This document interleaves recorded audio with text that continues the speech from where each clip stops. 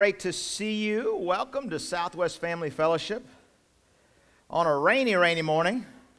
I hadn't checked the weather. I wasn't quite expecting that. Well, everybody's working for the weekend there on the mixer music. That is not a pastor's song. Pastors are working on the weekend. That's how it works for us. But I hope you're getting some rest. Is anybody ready for summer break? Anybody? Everybody but parents of young children, right? That's the kind of the deal. Yes, I don't know about you, but families can get so busy these days, right? It's just it's busy. My family's busy. We've had 5 baseball games in the last week.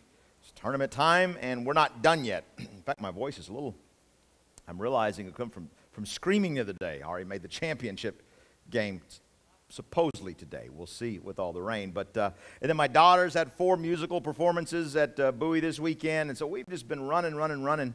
It is everything going. I don't know how you single parents, you're my heroes. I do not know how you do that. But all this stuff going on, not to mention all the end-of-year exams, graduation parties, just all these things. And then we've got, royal weddings to get up at 5 a.m. to see, and it's just keeping us going. And so we start by talking about how busy families are, because traditionally the family has been the place where you go to seek shelter from the busyness of the world, right? From all the hustle and bustle. Anybody remember the Andy Griffith Show? I used to love Andy Griffith Show, and I always remember on the weekends, especially on Sundays, they just sit on the porch, strum a guitar, everybody just be kind of news. That's science fiction today, right? We don't do that. We dream about that, but we don't do that. Family adds to the busyness of the already grinding us down process in the workplace. And I know as a diverse congregation, listen, that we have, just like we have different relations to family here, I know we also have different relationships to work. And there may be some here that are looking for work or looking for more work. I understand that.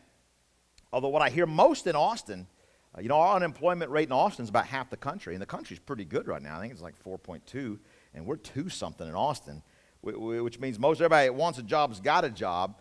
What I hear most from folks, especially as we've been talking about work and vocation in our connection groups, but in a place like Austin, the bigger problem is not about getting enough work, but about getting enough rest, right? We're just overworked. People are worn out. In fact, the number one reason that I hear from people that have just gotten kind of lax in church attendance is, man, I've just been so busy at work. Followed by a quick number 2, which is, man, our family has just been so busy. So I want to address that situation this morning because it's something that I've been seeing for quite some time, and I don't think it's healthy for us. And at the same time, the Bible gives us some help for that. It's got some prescriptions, some pretty clear instructions for how to deal with that. So we're going to talk today about how to find rest, what I have cleverly titled a rested development, right? So you might be able to figure out what I've been binge watching on Netflix recently. But the reality is, even when we have downtime, we have as a society forgotten how to rest.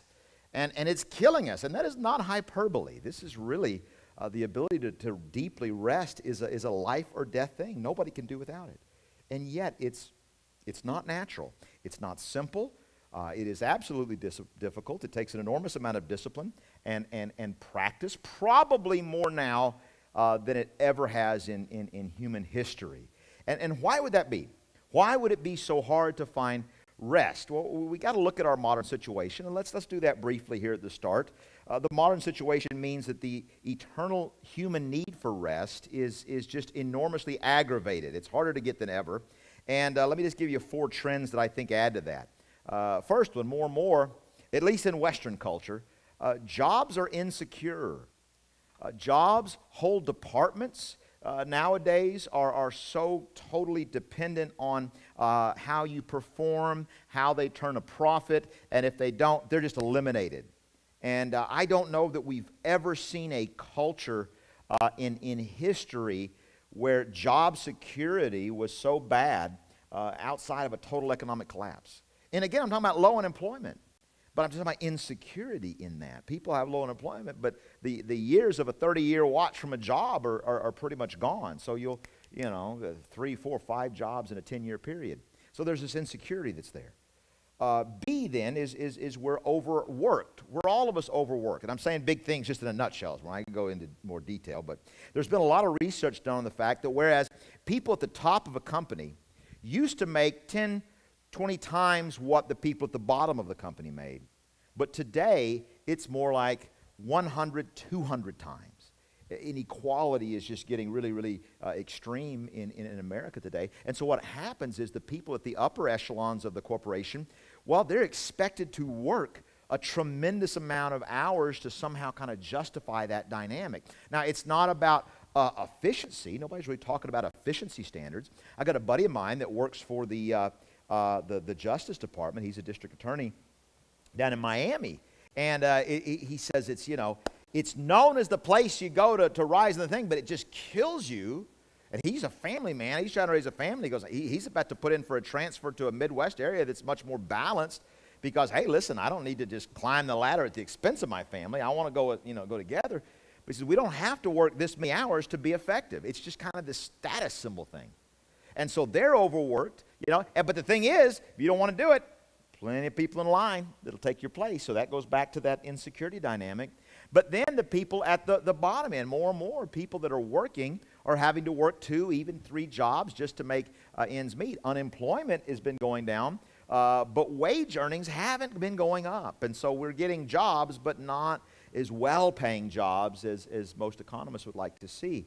And so everybody's overworked. It doesn't really matter where you are in the scale. Third thing then is technology.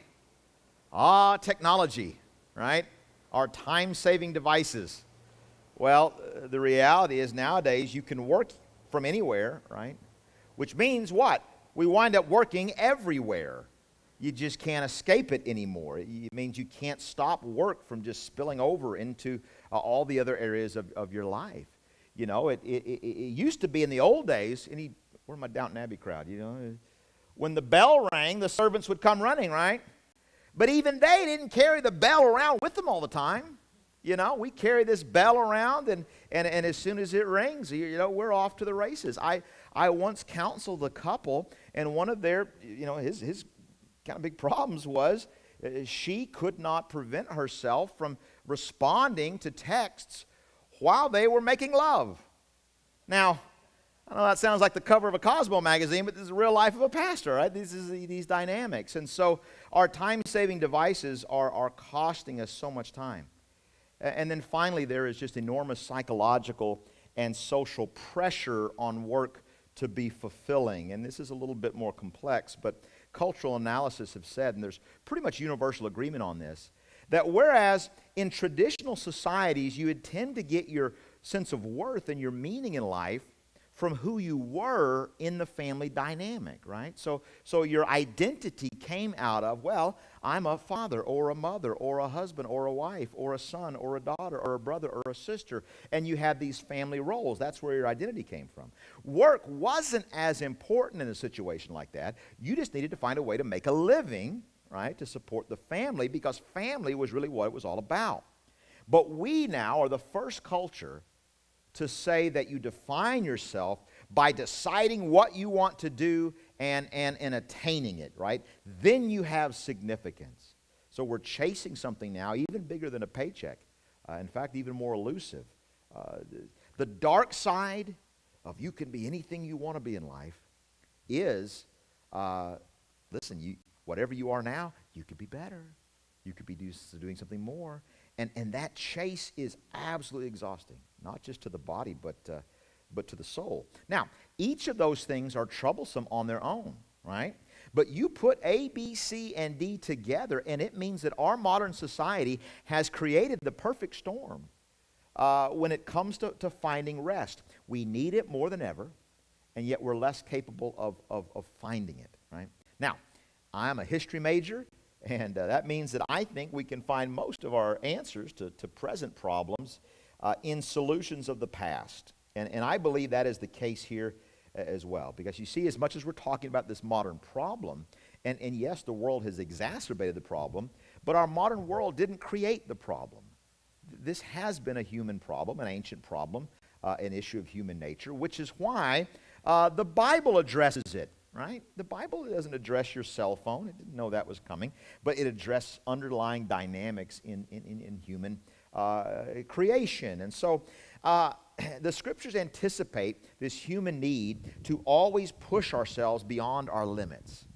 I happen to think that that's because that we are actually made in the image of God, right? And God is omnipotent. He is all-powerful.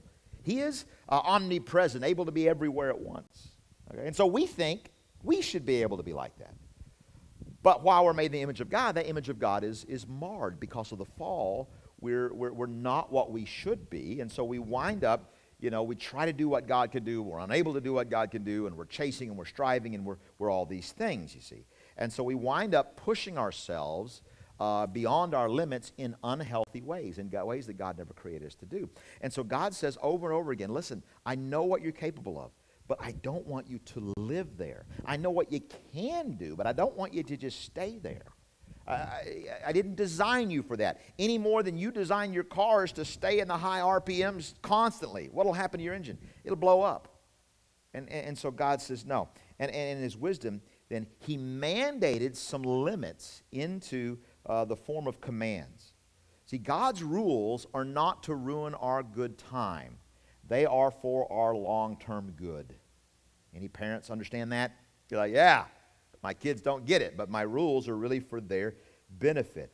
And so predominantly, I think these commands revolve around three areas where human beings tend to push their limits the most. These are the areas where if left to our own devices, we would crash past the safety barriers and just wreck our lives on the rocks of reality. So, one of them is money. See, God knows human nature. Human nature is, if left to our own devices, we would spend everything today on ourselves with no thought to tomorrow or no thought to anybody else. And so the main correction God creates on that one that he commands is the tithe. He says, don't live on 100% of your income. Trust me with 10% off the top, and I will see to it that you live better on the 90% than you ever could on the whole because of the margin. Because in the end, your money, it's a matter of trust, you see. But we're not talking about money today. The second danger zone is in the area of morality. There's something about us, just like a wet paint sign on a bench. First thing you want to do is go touch it, right? We just want to reach out and touch those spots. And so God gives us some behavioral commands, right?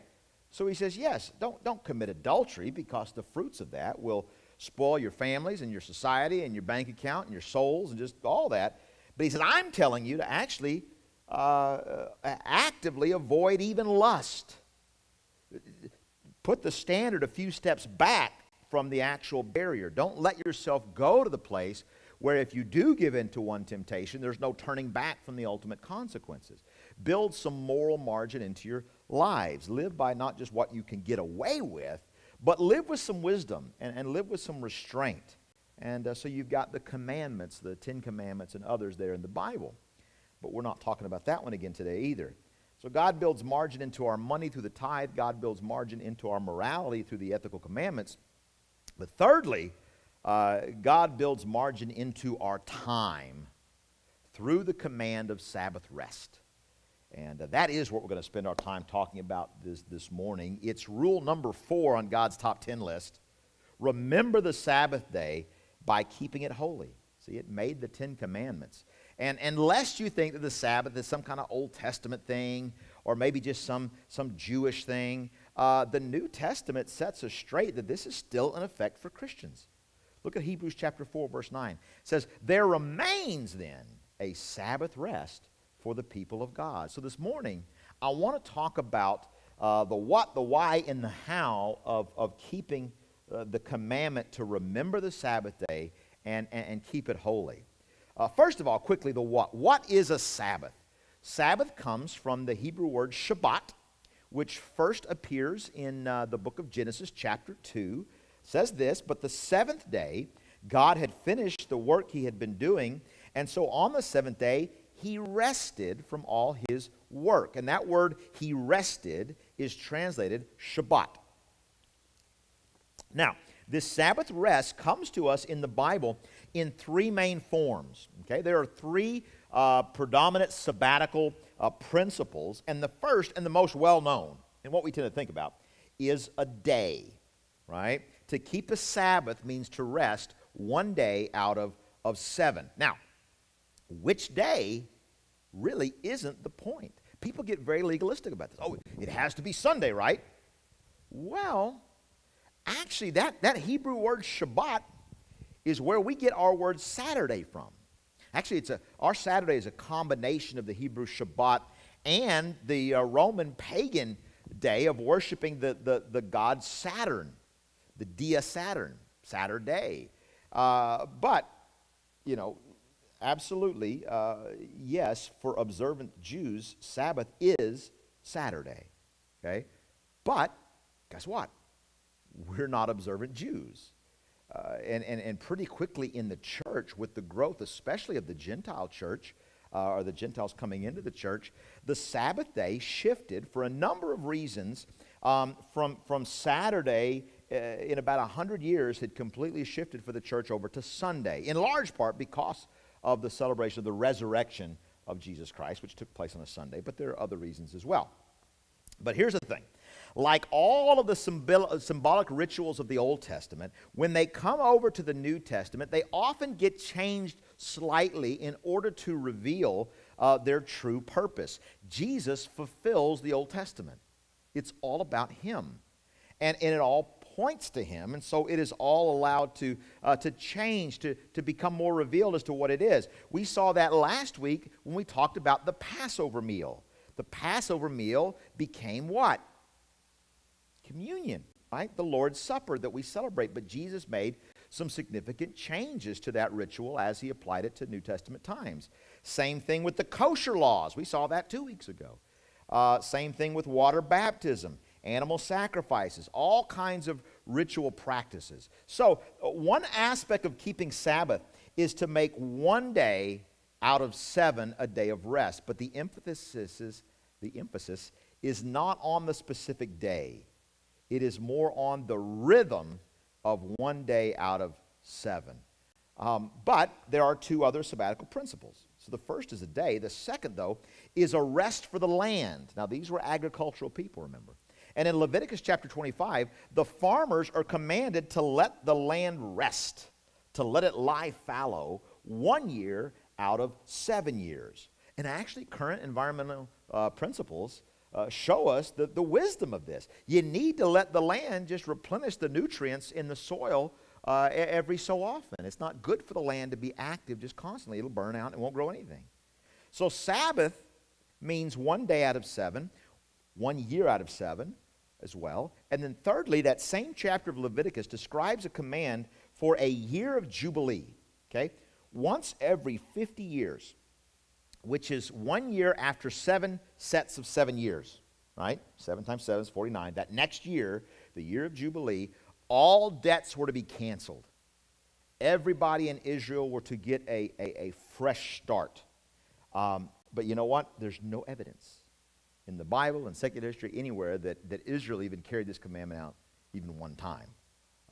Think how much better life would be had they done. But they just couldn't get it done. This has often been something that is talked about as the kind of thing that we can look forward to when the kingdom of God fully comes on earth as it is in heaven, as Jesus taught us to pray. So this is a dynamic that gets us. It's not excuse making. We should be doing more of that, I think. We should take this seriously. God gave it to us to take seriously. But for now, we kind of look to it more to the end times. Okay? So we're still a long way from that kind of equity and justice and mercy. So that's what a Sabbath principle is, okay? It is observing a pattern of rest from work, whether it's 1 day out of 7, 1 year out of 7, or 1 year out of 50. But that's the dynamic. So that's the what. Let's talk about the why we should keep the Sabbath. And there are actually 2 commandments, 2 reasons given in the Bible for this. The 10 Commandments appear in 2 different places in the Bible. And there's some slight differences in them. They're the same commandments, but the rationale given, the explanation given for why we should keep the Sabbath is slightly different. Let's start with the book of Exodus, because you've already alluded to that one. The first explanation for Sabbath is the argument from creation. Okay, the argument from creation. Let's just read the whole thing. Exodus chapter 20, verses 8 through 10. Remember the Sabbath day by keeping it holy. Holy means set apart. It means different, okay? 6 days you shall labor and do all your work, but the seventh day is a Sabbath to the Lord your God.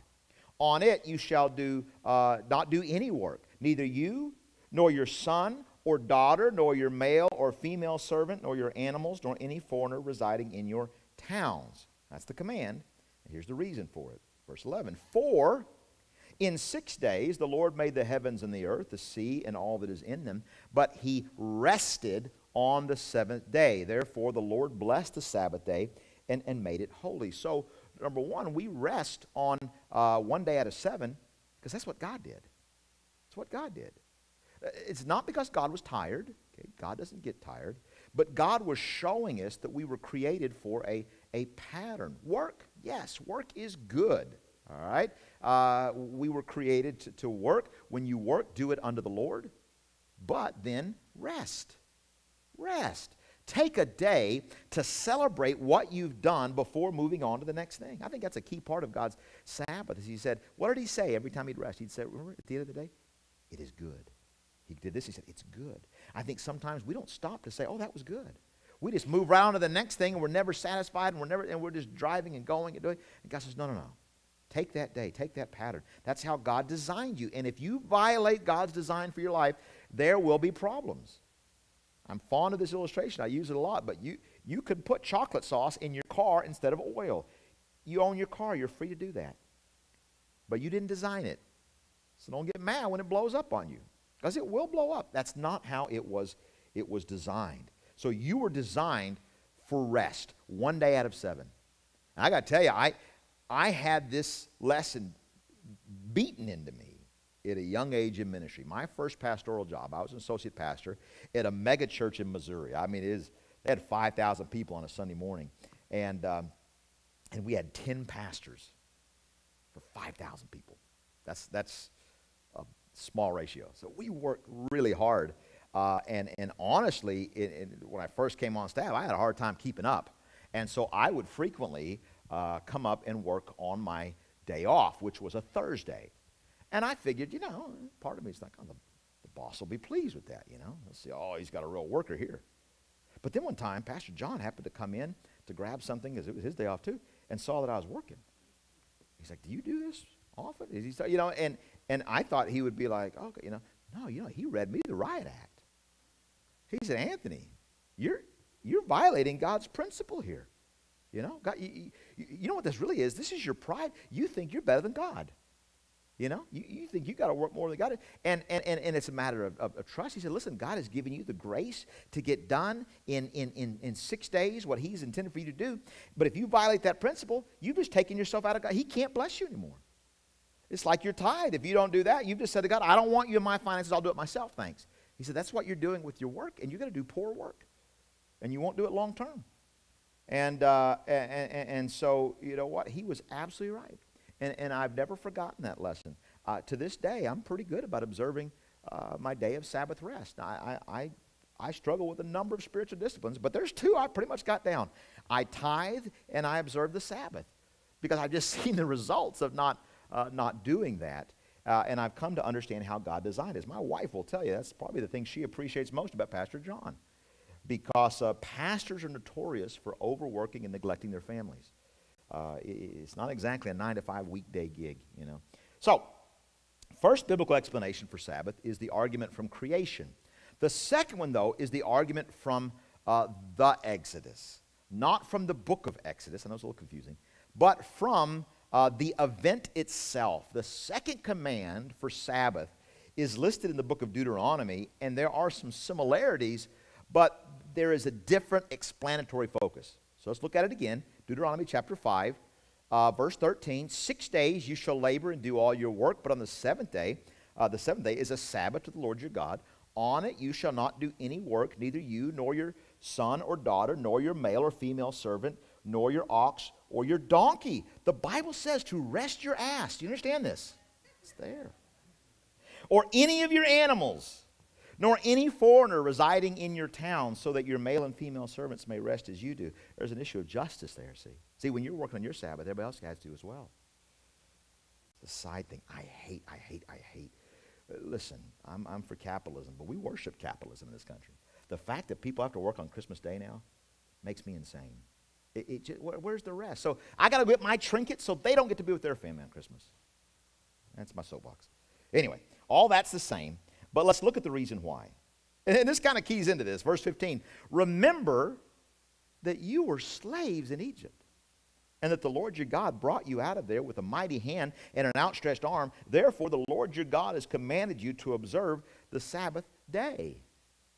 God says that the reason you observe the Sabbath day is because for 400 years, nobody gave you a day off, right? You were a slave. Slaves don't get days off. Slaves work when they're told. And the reality is we have many freedoms in America today, and yet we live like slaves. A slave is just a commodity. A slave is just a means of production. And our society says more and more, that's what you are. And if you won't do it, we'll find somebody behind you that will. But God says to his creation again and again, no. No, you are more than what you do. Your life has meaning not because you are productive. Your life has meaning because I love you, because I value you, because I desire relationship with you. You are fundamentally more than just what you do. And that is a real problem in modern society. We boil people down to just what they do, and we do it to ourselves. This is why unemployment is so hard, especially on men, because in addition to just the provision crisis dynamic of it, there's the psychological angst of, well, who am I if I'm not a, fill in the blank. So Sabbath is a counter-revolution that tells you to find your identity in being a child of God first and foremost. See, you are not just a teacher. You are not just a programmer. You are not just a manager. You are not just a buyer. You're not just a pastor. You are not a slave.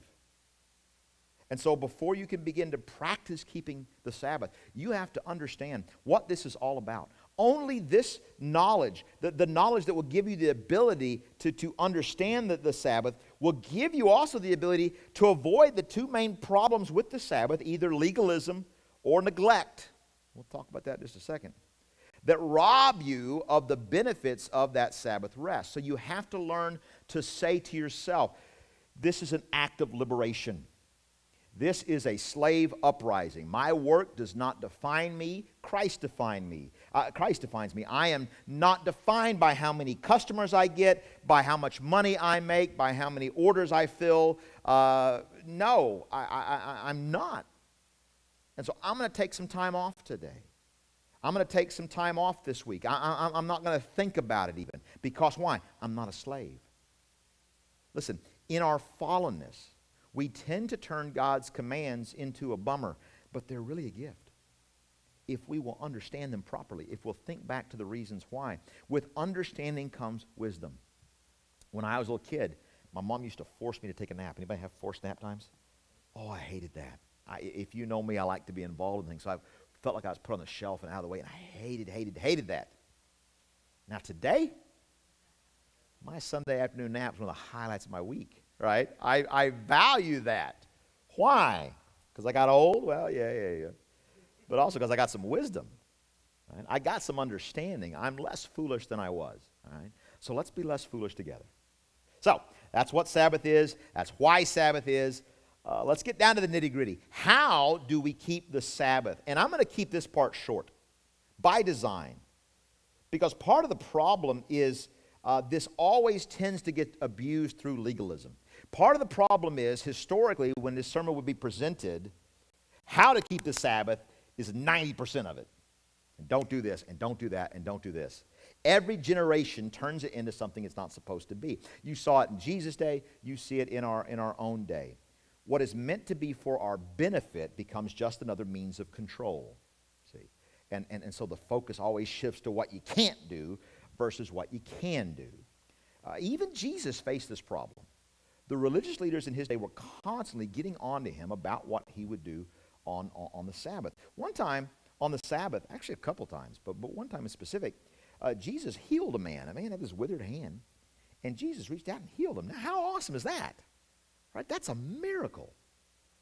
And it says right after that the Pharisees, the Jewish leaders of the day, began to grumble and plot ways they would kill him for healing somebody, right? Why? Because he did it on the Sabbath. And they were so focused on the rules that they had forgotten the principles completely. And so Jesus had to remind them, look what he had to say. Then he said to them, the Sabbath was made for man, not man for the Sabbath. You're not a slave to the Sabbath either, okay? The Sabbath is a tool to bless you. This is a blessing, not a curse. So it's not just a bunch of rules. So let me just give you one don't for your Sabbath. I'm just going to give you one. On the day that you choose to set aside as your day of Sabbath rest, and again, it doesn't have to be one particular day. My Sabbath is a Thursday, and there's a lot of reasons that go into that. I hope you know Sunday is not a day of rest for Kurt and I, right? Whoever wrote that song, Easy Like a Sunday Morning, they were not a pastor, right? It's the busy work day. No, your Sabbath, though, whatever day, should be the one day a week that you avoid anything having to do with that thing that the world says defines who you are. So on my Sabbath, on Thursday, I don't do anything pastoral, okay? Now, unless it's an emergency. Even the Bible talks about what to do when your ox is in a ditch. You don't let your ox die. You got to go out and get your ox out of the ditch, all right? So listen, if you're on the way to the hospital, you better call me, yeah? But if it can wait to Friday, please let it wait to Friday. Because why? Because I need to remember that I'm not just a pastor. See? So I need to avoid anything vocational on my Sabbath. So what would that look like for you? You know, just think those ramifications. If you're a teacher, don't grade papers on your Sabbath. If you're in management, don't check your work email on a Sabbath. There are days I don't even get this phone off the dresser till middle of the day, you know, partially for that very reason. If you're in retail, don't go anywhere near that store on your Sabbath. Listen, Sabbath is different than just a day off. Some of you might get 2 days off a week. That is a luxury. The Bible has no concept of a 2-day weekend. You might have seen that even as we read. I work several hours on Saturdays, but I guard my Thursday. I guard my Sabbath. And listen, when something comes up, and sometimes things come up. Sometimes I got meetings I can't get out of. I'm also a presbyter for this denomination, and sometimes I got to go up to Dallas and have some meetings. So I will swap it. Okay, I'll swap a Wednesday for a Thursday. I'm not tied to it like a master, you know. But I take it very, very seriously. See, the key is to have one day to remind yourself that you are not what you do. And you got to be intentional, or it will never happen. Listen, this is the truth. The world we live in, the modern world, will not give you a Sabbath. You have to take it. Ain't anybody going to give it to you. You have to take it. Carve out one day that is different from all the other days. So that's the only don't I'm going to give you. Don't do anything related to your job unless it's an emergency. And be careful about how you define emergencies too. But then do whatever it takes to make it a day of delight. That's what it's supposed to be, a day of delight. Let me give you 3 things that should define your Sabbath. And again, I'm not going to go into details because I don't want to make this legalistic. But here are 3 general principles, and they all start with C, so pastors love that. First was curiosity, okay? So it's curiosity, coziness, and care. Curiosity asked, is there more? That's the question of curiosity. Now, you could be motivated to ask, is there more, out of two sources. You could be motivated through wonder, or you could be motivated through greed, right? Now, if it's greed, that'll never be satisfied. You'll just be munching, chomping. You know, you'll never get rest. It'll just be grinding ambition. But if the heart is motivated by wonder, we will wind up with what feels more like play than work. See? Now, it might require effort. It might even require strenuous effort. But the end result leaves you feeling more alive. Okay? Now, everybody's different on this. Listen, everybody is different. I like to read on my Sabbath. Okay? Not church stuff. I don't read any sermon prep. I read history and I read fiction. I haven't in a while, but I need to get it on my doctor and read some more fiction. I read nonfiction, but I like to read. Learning makes me feel alive. When I discover something new, I just feel alive. Now, for other people, reading is a chore. Right? We're all different. Listen, my mom loves to work in the yard. She loves to garden and to do. When my mother has her hands in the dirt, that's when she feels closest to God. Yeah? When I have my hands in the dirt, I feel like I'm digging to hell. I hate yard work. You know, my mom, it gives her energy. It takes energy away from me. So I do that on another day. I don't do that on my Sabbath. Again, everybody's different. But don't just lie around. Explore, whatever that means for you. The next thing is cozy. Cozy means that while we are exploring, while we are being curious about any number of subjects, we're doing it in our pajamas or in a hammock or on a leisurely stroll through the woods or through the park or on a bike ride. There's an element of chill to this, all right? If you're just exhausted coming out of your Sabbath, you might not be doing it right, okay? But again, listen, I'm aware one person's cozy is another person's crazy. So you be you. There's no one right way to do it. Just find the thing that when you do it makes you go, ah. What gives you that, ah? You know what? I walk into a half-price bookstore, and I go, ah. My wife walks in, she goes, oh, gosh. So do what you do that makes you good, right? So, cozy. Finally, a Sabbath is a day for care. Care means to tend to something with diligence and delight, okay? To care for a plant is to make sure it's got all the good soil and food and sunlight that it needs. It means to check it regularly, see if there's any brown spots on the leaves coming up, those kind of things. So you care for yourself. Maybe you take care of yourself physically. You know, work out. I work out on my Sabbath. Get some rest. Sleep in. Or get the kids off the bed and go back to, get the kids off to school and go back to bed. Take a nap in the middle of the day. Don't feel guilty about it. Take care of yourself physically. Take care of yourself relationally. This is not just a day to be a hermit in a cave. We tend to get our spiritual disciplines messed up because of the history of monks on the mountain and all that. That's not what we're talking about. Listen, there is a place for solitude, absolutely, but there's also a place for relational energy. Deanna and I use that as a date day. Thursdays is often our date days, and we go out and explore things together and rest together. You know, we enjoy each other's company. Maybe you have friends over for dinner. You know, for some people, that takes energy away. I understand introverted people, that's more energy. But for some of us, we get energy by having friends come over. And so whatever that looks like, you take care. And also, hey, listen, don't neglect spiritual care. That is a vital part. I said I don't read church stuff on my day off, but I will still read devotional things because I've got to take care of my soul before I can minister to yours. And so that's important. Now, listen, most of you will probably use Sunday as your Sabbath. That still works best in our culture for a lot of people. How many of you remember blue laws? Remember blue laws? They used to have laws. You couldn't go do stuff on Sundays. You know, the state enforced it for you. So, listen, coming to church is a great way to start off your Sabbath, a great way to come with the body and worship God together. Listen, even if you're volunteering, some of you work in the coffee. It's not really work unless that's what you do all the time. You know, if you're a barista at Starbucks, don't come make coffee here on Sundays.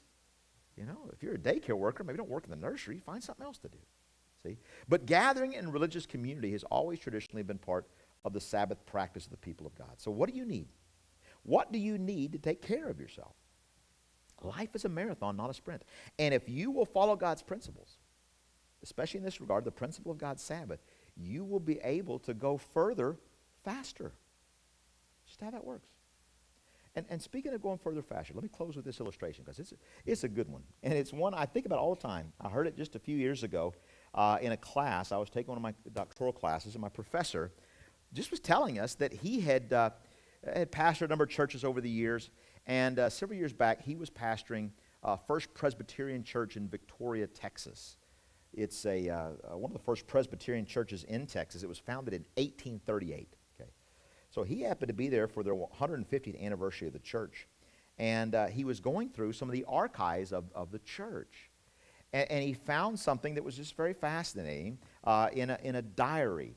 It seems that one of the founding members of the church, now this is pre-Civil War, remember, she wrote about her family's journey west. She was a little girl, and her family hitched up their wagons up east somewhere, and they followed these hordes of other pioneers coming out west to the new frontier. So it was a land rush for Texas, right?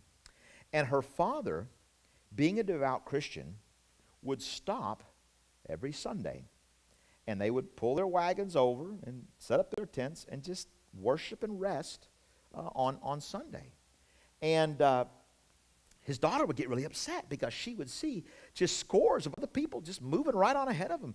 And she would say to her father, "Dad, this is foolish. We're falling behind. You know, everyone's going to get ahead of us. All the good land's going to be gone by the time we get there." She was very anxious. But her father just said, "Honey, we're just going to honor the Lord's principles." And a funny thing happened. She writes that as the weeks and months passed, they began to see that they were passing by wagons in the ditch, you know, people over here that had passed them a little while back. Because guess what they discovered? While they were resting themselves, guess who else was resting? Their horses, their mules. Remember all God's principles about resting your animals too? And so what was happening as they were passing by broken wagons and lame horses and moving ahead, they wound up being one of the first ones to get there. And so they got some of the best land in that area and wound up giving a chunk of it to start the church on. Yeah, not yet. I get something to that. Sorry about that. We didn't communicate before. You'll be standing for a good while if you do that. And so the principle is just this, that I close with the story because so many times it's very easy for us to look at it from just a worldly perspective and say, "Anthony, I could never do that. I hear what you're saying. Sounds wonderful. I'm sure for you as a pastor, that's great, you know, but I work in secular business. I couldn't do that." All right. Listen, my job is just to remind you of what God says in His Word. And what God says in His Word is that you were not made to run without rest. Body, soul, mind, and spirit. And maybe you can't afford to not observe the Sabbath day and keep it holy. And so listen, when it boils down to it, there's always going to be a step of faith to this. Always going to be a step of faith. It's just like the tithe. You cannot figure out, my wife's an accountant. We could not figure out on paper how we can live better on 90% than 100. The math doesn't add up. But God's ways are not our ways. I just know I've been doing it my whole life, and it works. I wouldn't want to try to not do it. The Sabbath principle is the same way. It's always going to be a step of faith. Now, I want to close out by telling you about my step of faith. I told you last week I was going to have an announcement for you. And that's this. It's not a secret. I've been talking about it in my small group and to other people, but I'm announcing it to the body now for the first time. And that's this, that I have been now, this year marks my 15th year at Southwest Family Fellowship. And originally, when we started the church, I used to say, "I want to pastor here for 30 years. I used to say 30 years and then die. Now I'm like, "Oh, you can push that back. It's getting, 15 years in, feels like I just got here." But one of the things is that every 10 years, I'm supposed to take a sabbatical. I was planning that 5 years ago and just couldn't make it happen. Just didn't feel a peace about it.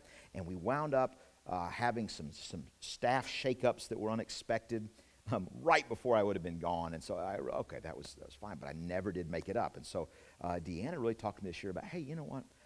You should do that now." And she was right. And so I'm going to be taking a 3-month sabbatical this summer. Remember, sabbatical is there's a daily principle, but there's also that annual dynamic. Every so often you do this. And so for the months of June, July, and August of this year, you will not see me. Okay? It's like my Sabbath day. If there's an emergency, you can call me, but I won't be around. And so let me tell you what it is. The reason I'm doing it, honestly, is because it's part of God's principle and because I want to be here long term. All right? And this will help me to do that. It's a way of refreshing and doing that discovery.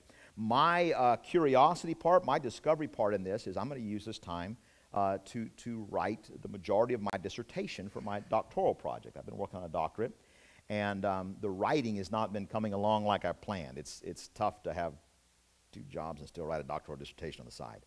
And so I'm going to be spending a lot of time writing on that, which somebody said, "Oh, that doesn't sound like fun." No, for me, that's fun. to get in the research and do all that, I'll have fun with it. But I need the time just to focus on that. And then, as part of that, we have booked an apartment in Edinburgh, Scotland for 5 weeks in the middle of the summer. There's a sabbatical home exchange thing, and there's some professors that live right downtown across the university, and they're going to be in the States, and so we're renting out their apartment for 5 weeks. And so our family will be living in Scotland for the better part of the summer. So when you're roasting, you know what the high temperatures in July, the average high temperatures in Edinburgh, Scotland, are upper 50s, low 60s. Don't hate me because I'm beautiful. So, and it's a 10-minute walk from the University of Edinburgh School of Divinity and their library. I'm going to be spending time studying in this library built in the 1820s. It's just gorgeous. And so I'll write for 3 days, and we'll play for 4 days and explore and go see Deanna's family castle and just that kind of stuff. So that's what it is. Let me tell you what it's not. It's not a midlife crisis. This is not like, I'm about to break and I need to rest. No. This was planned. This has been planned out for some months. I've talked to a lot of people about it. There is a new move. Mainline churches tend to do this really well. Evangelical churches not so much. But there's even a move in my denomination of going towards this more, because we're seeing dynamics of pastoral burnout and things, and longevity in ministry is just shortening. And so this is one of those dynamics. But it's not a midlife crisis. I'm not going to come back with plastic surgeries. I'm not going into rehab. There's no, I'm not looking for another church. Now that's sometimes, because there are other places that other companies in Austin that give sabbaticals. And we've got somebody in our church on one right now. And part of her deal is she's kind of just like, do I want to go back or not? That's not me, all right? I'm coming back, and I'm going to come back strong to finish another 15 years. So it's not that. But the last thing is what is going to happen while I'm gone. And so I'm going to ask Pastor Kurt. Is he in here? Kurt, come on up. Pastor Kurt, our associate pastor, is going to be the interim pastor while I'm gone. And I am so grateful for Kurt and Dawn. And we've been together for 9 years, serving together. And so he has very graciously agreed to take on these added responsibilities. Now, in the summer, we do tend to slow down a little bit at Southwest Family, and so it's not quite as much, but it's a big responsibility for preaching and doing that, and so he is very graciously agreed to take on, in addition to the other stuff he's got to do. So he might talk to some of you about stepping in and helping, administrate some of his other things so he can focus more on this dynamic. But this is the guy you call.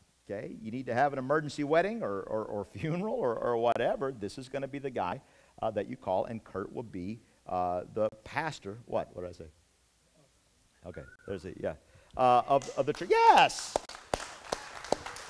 And I love him so much because it's great to have somebody you don't just work well with, but you actually like, and we're friends. And I trust Kurt implicitly. I told one old minister that I'm doing this, and this is a new concept to him. He says, "Aren't you afraid somebody will steal your church?"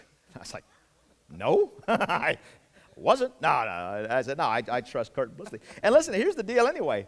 If I was just going on vacation and our plane went down in the ocean, and that was it for me, you'd do worse than having Kurt Davis as your pastor. I'm saying, he would be the one to take over anyway, so it's all good. And so I've asked Kurt to come and tell you what we're going to do this summer and give you the update on, or just the preview for the sermon series. So do that. All right. So this summer we are going through the Bible in 90 days. That's right. The whole story in 90 days. In 90 days? In 90 like an infomercial. That's right. How are you going to do 90 days, Kurt? How are you going to do this? How is this possible? So there's 66 books, 40 authors. How can there be one story? How are you going to make this happen? Well, we're not going to be able to read through every single book and deal with every dilemma. We're not going to be able to touch on every golden nugget of truth. But we will do this. We are going to look at the major themes that are present throughout the Bible. So creation, brokenness, promise, law,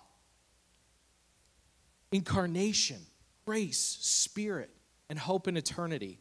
And you see, this story becomes a little less threatening, a lot more interesting, and truly enlightening when we understand these themes within this story.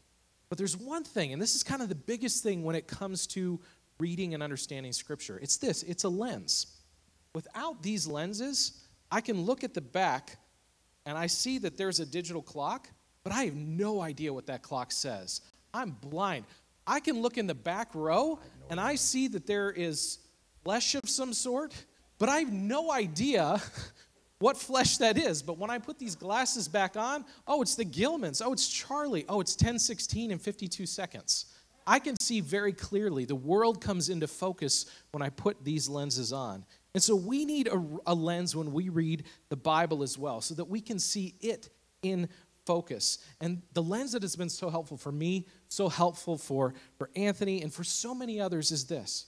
For God so loved the world that God gave Jesus. Yes. And this is the lens that will illuminate Scripture for all of us. And so here's the thing. The way that you understand, the way that you experience God will influence the way that you read and understand Scripture. So, of course, you're going to grow in your understanding of God. You're going to grow in your experiences of God as you read the Bible. But when we are confused, when we're conflicted about something that we read, it is in those moments especially that we need these lenses so that things become clear, so that things come in to focus. And again, that lens is this: for God so loved the world that God gave Jesus. So I'm looking forward to going through this story over these 90 days. And Anthony, you and Deanna, you have served Southwest Family faithfully with grit and with creativity, but most importantly with love for 15 years. And we as the staff, we are so excited. We're so happy that you get to take this opportunity to grow and to learn and to experience, because this is well-earned. This is well-deserved. This sabbatical is well-earned and well-deserved. And so we pray that as you are away this summer, that you will experience the renewal, the refreshment that you all need so that you can come back with renewed passion, renewed vision to serve for another 15 to 30 years, maybe 45 even. We'll take that. And so we'll see about that, right? But we love you all, and we're really excited for you. Thank you. Hang out here for a second. So it's going to be a great summer. I wish I could hear this here. I'll come back in September and have to listen to it all. I'm going to be visiting other churches. As a pastor, I never get to go see other churches, and so it's going to be refreshing to me to just go and worship and do that. I want to do something here really quick, and we've been talking about symbols last week with communion, and this week with Sabbath. When I was ordained, when ministers laid hands on me and said, you're qualified, and we recognize the Holy Spirit in you, and you've done the training and everything, there was a ceremony, and they put this mantle on me, and it comes from a dynamic of Elijah and Elisha in the Old Testament. And they would put this on you that represents, I had a robe on. No, I didn't have a suit on, but I've worn this with a robe, old school. And it represents this mantle of authority, of ministry, and that kind of thing. All right? So I went and pulled this out of my closet last week. It's hanging there on a robe. I don't get to wear it much because we're not high church. But this is symbolic of the role of authority and spiritual authority that God's given, and the heart of that being service. You know, the pastor is the first servant. That's what Jesus taught us. So anyway, I have this. So I'm going to take it off of me, and I'm going to place it on Kurt Davis. You got to bow down because you're tall. So this is your pastor, all right, for the next 3 months. Now, I'm actually here next week. Next week, we're going to do Ask the Pastor, and we'll be doing that. But so as long as it's May, you may call me. But June, July, and August, this is your man right here, okay? So we'll see you back in September and be excited for that. And so thank you, Kurt, again. But listen, thank you guys for letting me do this. You're an awesome church. You really is. This is a church with a great, generous spirit. Everybody I've talked about this says, oh, we think this is wonderful. This is going to be great. This is fantastic. And everything I've read says this is not just good for me, but it says it's actually good for you guys. It's good for the church. And the church is always growing. People step up and do, and we'll all come back together in the fall, and it'll be strong. Sound good? All right, let's pray together.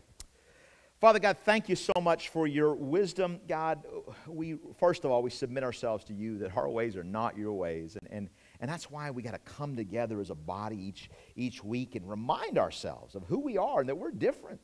We are different people than this world says we are. And Father, as we look to this Sabbath principle, God, I pray for everybody in this room that they would apply this to their lives. There are some overworked people here.